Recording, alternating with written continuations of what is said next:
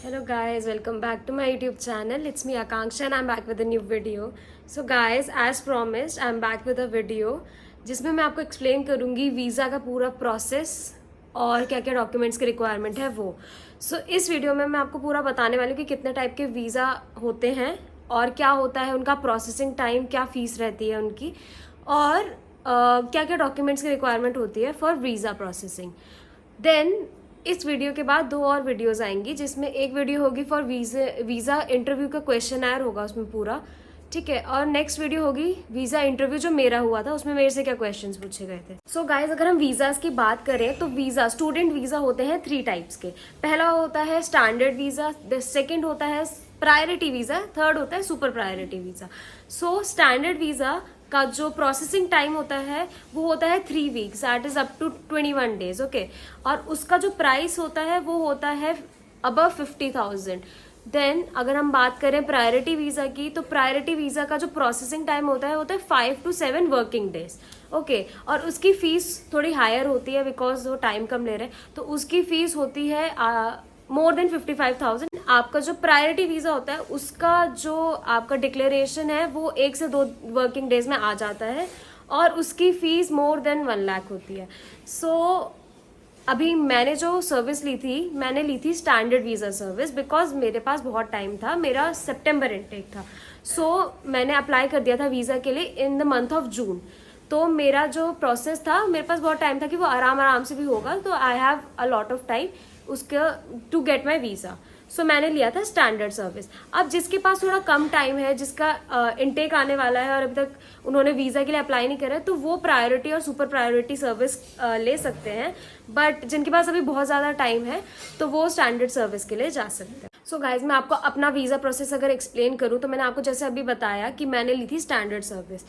मेरे को जो कॉस्ट पड़ा था, वो वीज़ा का जो कॉस्ट था वो था 54,000. मतलब मेरी वीज़ा की फीस गई थी 54,000 फॉर स्टैंडर्ड वीज़ा.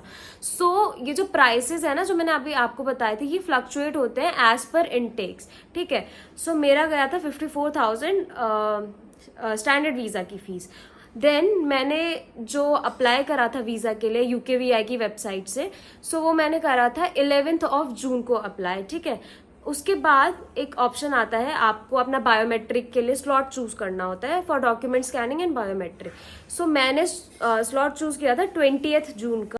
तो उसमें मुझे UKVI VFS ऑफिस जाके अपने डॉक्यूमेंट्स वगैरह स्कैन कराने थे और मेरा बायोमेट्रिक हुआ.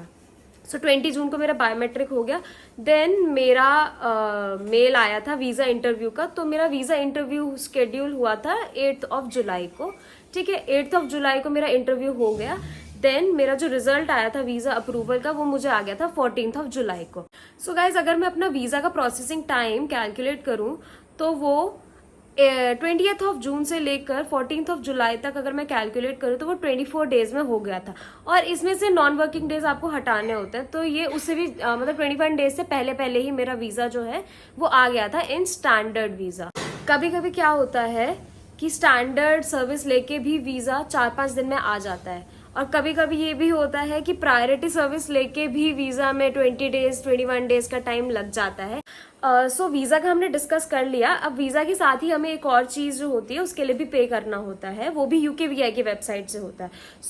वीज़ा के अलावा जो चीज़ हमें पे करनी होती है वो होती है IHS, that is immigration health surcharge. हम जैसे दूसरी कंट्री में इमिग्रेट कर रहे हैं, हमें अपना एक हेल्थ इंश्योरेंस करवाना पड़ता है जो कि UKVI की वेबसाइट से ही होगा. उसका जो फीस होता है वो भी काफ़ी हायर साइड में होता है उसका फीस. मैंने जो IHS की फीस भरी थी वो थी 1,30,000 approx. Now the question would be कि आप लोग वीज़ा के लिए अप्लाई कैसे करेंगे. It's a simple process. Visa के लिए आप अप्लाई करेंगे, UKVI की वेबसाइट होती है वीज़ा के एप्लीकेशन के लिए. आप वहाँ पे जाएंगे, आपसे एक सेट ऑफ क्वेश्चंस होगा, वहाँ काफ़ी ज़्यादा क्वेश्चंस होते हैं, तो आपको वो सारे क्वेश्चंस करेक्टली आंसर करने हैं. आप वो फिलअप कर दीजिए. उसके बाद आपका जो वीज़ा का और IHS का है वो फीस पे कर दीजिए. देन आपका जो है आपके बायोमेट्रिक की डेट चूज हो जाएगी, स्लॉट आप चूज कीजिए. देन आप जाके अपने डॉक्यूमेंट्स दे दीजिए वहाँ और अपना बायोमेट्रिक करवा लीजिए. अब डॉक्यूमेंट्स क्या चाहिए वो मैं आपको भी बताती हूँ. गाइस, क्या क्या डॉक्यूमेंट्स चाहिए वो मैं आपको भी बता देती हूँ. मैंने पूरे लिखे हुए हैं क्योंकि वो 16 डॉक्यूमेंट्स है, मैं आपको ऐसे याद करके नहीं बता पाऊंगी. मैंने वो लिखे हुए हैं यहाँ पे. So I will tell you one by one. यहाँ पे मैं मेंशन भी कर दूंगी स्क्रीन पर, तो आपको कन्फ्यूजन नहीं होगी, ठीक है। और डिस्क्रिप्शन बॉक्स में भी सारे डॉक्यूमेंट्स में मेंशन कर दूंगी, तो अगर यहाँ पे स्किप हो भी जाता तो आप डिस्क्रिप्शन बॉक्स में जाके चेक कर सकते हैं। सो पहला डॉक्यूमेंट जो है वो है आपका पासपोर्ट। पासपोर्ट जैसे अब बहुत बार होता है कि किसी पे दो दो पासपोर्ट भी होते हैं, एक पुराना एक नया, सो आपको वो दोनों पासपोर्ट देना। Then the second document is visa appointment letter. Visa appointment letter आपको मिलेगा जब आप पूरी फीस वीजा की और IHS की फी पे कर देंगे। उसके बाद आपको आपका बायोमेट्रिक का जो है स्लॉट बुक करना होगा। उसके बाद आपको वीजा का पूरा अपॉइंटमेंट लेटर मिलेगा जिसमें कि पूरी इन्फॉर्मेशन होगी कि आपका बायोमेट्रिक किस डेट पर है, क्या टाइम स्लॉट है, और उसमें ये भी मेंशन होगा अगर आपने कोई सर्विस ली होगी, जैसे बहुत बहुत टाइप्स की सर्विस होती है, जैसे स्कैनिंग सर्विस, कुरियर सर्विस, तो वो आपको उसमें वो भी मेंशन होगी कि आपने कौन सी सर्विस ली है। The third is visa application form. So अभी मैंने आपको बताया था कि आपको एक सेट ऑफ क्वेश्चंस भरने होंगे UKVI की वेबसाइट पे जाके। सो जो वीजा एप्लीकेशन फॉर्म होगा वो सारे जो क्वेश्चंस होंगे ना वो उस एप्लीकेशन फॉर्म में होंगे, ठीक है। So this is visa application form, और वो 10 से 11 पेजेस होते हैं। सो वो आपको सारे प्रिंट आउट करवाने होंगे। The fourth document is document checklist. तो ये जो डॉक्यूमेंट चेकलिस्ट करके डॉक्यूमेंट है ये आपको आपकी मेल पर आ जाएगा जब आप एक बार UKVI की फीस पे कर देंगे। आपको अपॉइंटमेंट लेटर, आपको एप्लीकेशन फॉर्म एंड आपको डॉक्यूमेंट चेकलिस्ट, ये सारे डॉक्यूमेंट्स आपको मेल पर आ जाएंगे। इन सब का आपको प्रिंट आउट निकलवाना है। Now let's talk about the fifth document that you require. So जो फिफ्थ डॉक्यूमेंट आपको चाहिए वो ये है कि आपने जो वीजा की और IHS की फी पे करी है तो आपको एक रिसीट मिलेगी दोनों की अलग अलग आपके मेल ID पर, ठीक है। सो वो दोनों रिसीट्स आपको प्रिंट आउट करवानी है और वो भी डॉक्यूमेंट्स में इंक्लूड करनी है, ठीक है। Now the sixth document is the CAS letter, confirmation of acceptance of study. तो आपका जब एडमिशन हो जाता है UK यूनिवर्सिटीज में तो आपको पहले तो एक ऑफर लेटर मिलता है, देन आपको फिर एक कैश लेटर भी मिलता है जिससे कंफर्म हो जाता है कि ठीक है अब आप यहाँ पे पढ़ाई करने के लिए एलिजिबल है। Then the seventh document is unconditional offer letter. Then the other document, eighth document is bachelor's marksheet and degree। तो बैचलर्स में आपके जितने भी सेमेस्टर थे, 6 सेमेस्टर थे या 8 सेमेस्टर थे, तो आपको हर एक सेमेस्टर की मार्कशीट्स लगानी है। ओरिजिनल होनी चाहिए, वो फोटोकॉपी नहीं चलेगा, ओरिजिनल मार्कशीट्स चाहिए और आपकी ओरिजिनल फाइनल डिग्री चाहिए। Now let's talk about the ninth document. Ninth document है आपका 12th का मार्कशीट। 10th डॉक्यूमेंट है आपकी 10th की मार्कशीट। 11th डॉक्यूमेंट है आपका अपडेटेड CV। अपडेटेड CV में आप जो अभी बैचलर्स के बाद, मान लीजिए मैंने जैसे जॉब कर रही थी मैं बैचलर्स के बाद, सो मैंने वो भी मेंशन कर दिया, मतलब मैंने अपने CV को बिल्कुल अप टू डेट रखा। Then 12th document is English proficiency test. आपने या फिर तो IELTS दिया होगा या PTE दिया होगा या TOEFL दिया होगा। सो इनमें से कोई सा भी आपने जो सा भी एग्जाम दिया होगा उसका आपको लेटर लगाना है। जैसे IELTS में हमें TRF मिलता है, सो मैंने वो लगाया था, तो ऐसे ही आपको अपने इंग्लिश प्रोफिशिएंसी के लिए ये डॉक्यूमेंट लगाने हैं, ठीक है। Then 13th document is TB test, tuberculosis test. So मैंने आपको पिछली वीडियो में बताया था कि UK में पढ़ाई करने के लिए या वर्क करने के लिए अगर आप जाते हैं सो आपको TB टेस्ट करवाना पड़ता है जिसमें आपके चेस्ट का एक्सरे किया जाता है। The 14th document is savings bank letter and statements. तो आपका जो भी अमाउंट होगा जो आप शो करने वाले हैं कि ठीक है ये रही मेरी फीस और ये रहा मेरा लिविंग एक्सपेंस फॉर 1 ईयर, सो उसके लिए आपको अपना पूरा सेविंग्स अकाउंट का एक तो लेटर लगाना पड़ेगा, बैंक लेटर, कवरिंग लेटर भी बोलते हैं जिसे, और उसके साथ आपको स्टेटमेंट्स भी लगानी पड़ेंगी कि ठीक है 28 डेज ओल्ड स्टेटमेंट्स होनी चाहिए। सो आप वो लगाएंगे।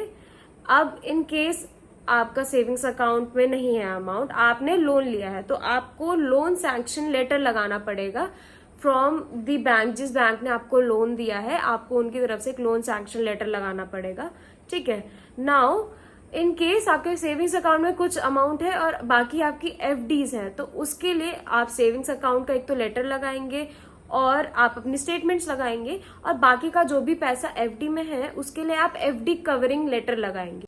Now the 15th point is work experience letter. 16th document वो ये है कि अगर आपका इनकेस नेम चेंज हुआ है सो आपको उसके लिए नेम चेंज एफिडेविट लगाना पड़ेगा। तो मेरा ऐसा कुछ नहीं था नेम चेंज, सो मेरे को ये डॉक्यूमेंट लगाने की नहीं जरूरत पड़ी। अगर इन केस आपका है तो आप ये एफिडेविट लगा सकते हैं। So guys, these were the 16 documents that are required to file for visa in the UK.